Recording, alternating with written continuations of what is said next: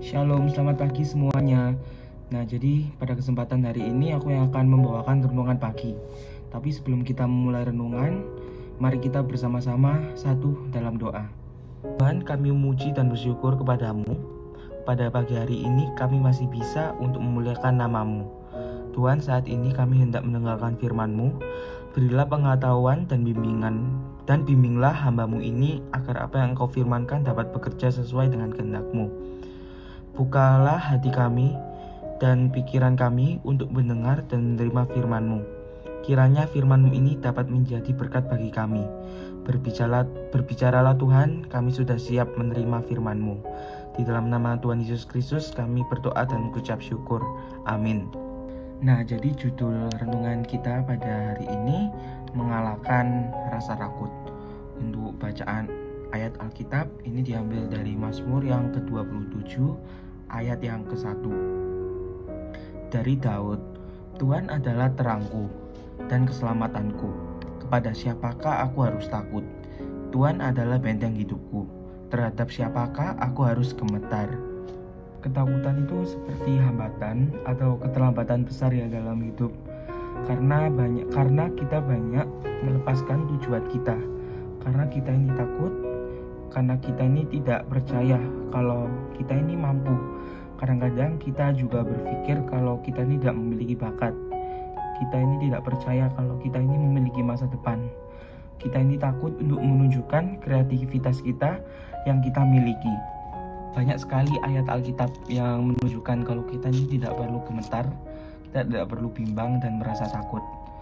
Contohnya ayat yang sudah aku bacakan dalam Mazmur dan masih banyak lagi. Contohnya dalam Ulangan 31 ayat 6. Kuatkan dan teguhkanlah hatimu, janganlah takut dan janganlah gemetar karena mereka. Tuhan Allahmu, dialah yang berjalan menyertai engkau. Ia tidak akan membiarkan engkau dan tidak akan meninggalkan engkau. Beberapa orang juga mengalami motivasi hidup. Aku, kamu pasti ya pernah juga merasakan kehilangan motivasi ya. Karena kita ini merasa kalau kita ini hanya hidup sendirian di dunia ini. Tentu hal itu tidak tepat ya. Allah kita itu adalah Allah yang tidak pernah meninggalkan kita. Ia selalu bersama dengan kita. Kita perlu menyingkirkan pikiran buruk bahwa Tuhan meninggalkan kita. Lalu ada juga dari yang Filipi keempat ayat yang ke-13. Segala perkara dapat kutanggung di dalam Dia yang memberi kekuatan kepadaku. Ingatlah ya kalau Allah ini memberikan kekuatan kepada kita. Segala perkara baik atau buruk, menyenangkan atau menyakitkan, kita dapat melaluinya bersama Tuhan. Lalu bagaimana sih cara kita untuk mengatasi rasa takut yang kita alami ini? Yang pertama yaitu dengan berdoa. Tentu saja ya, apabila kita merasa khawatir dan takut, sebaiknya kita lakukan cara berdoa yang benar. Minta kepada Allah untuk diberikan kekuatan. Yang kedua adalah membaca firman. Karena ketika kita membaca firman Tuhan, kita akan mendapatkan pemahaman bahwa umat Allah akan selalu mendapatkan penyertaan dari Allah, sehingga tidak ada alasan untuk merasa takut dan khawatir. 3. Berserah. Jika merasa takut, sebaiknya berserah saja ya kepada Allah.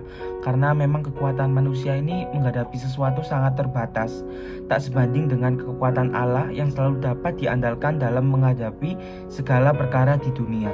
Terakhir yang menurut aku paling penting yaitu percaya. Selalu percaya dan imani bahwa penyertaan Allah selalu beserta kita. Dengan selalu mempercayai kekuatan Allah, maka Allah akan bekerja penuh di dalam hidup kita. Allah yang akan menggantikan rasa takut kita dengan keberanian yang luar biasa seturut dengan kehendaknya. Jadi inti dari renungan ini aku akan tegaskan kembali ya, kalau kita ini tidak perlu merasa takut, kita harus meneguhkan hati kita dan ingat kita harus percaya kepada Allah. Untuk mengakhiri firman pada hari ini, mari kita berdoa. Terima kasih Tuhan atas firman-Mu yang Engkau berikan pada kami. Kiranya apa yang Kau firmankan bisa kami tanam di hati kami masing-masing. Dan kuatkanlah kami untuk melakukan apa yang Kau firmankan sesuai kehendak-Mu. Biarlah perkataan-Mu menyadarkan jiwa kami, menghidupkan hati yang lemah dan lesu, dan membangkitkan harapan dan kasih. Ajarilah kami bahasa firman-Mu dan bimbinglah kami untuk selalu hidup sesuai kehendak-Mu, agar kami dekat padamu. Di dalam nama Tuhan Yesus Kristus kami berdoa dan mengucap syukur. Amin. Jadi sekian ya renungan aku pada pagi hari ini. Terima kasih.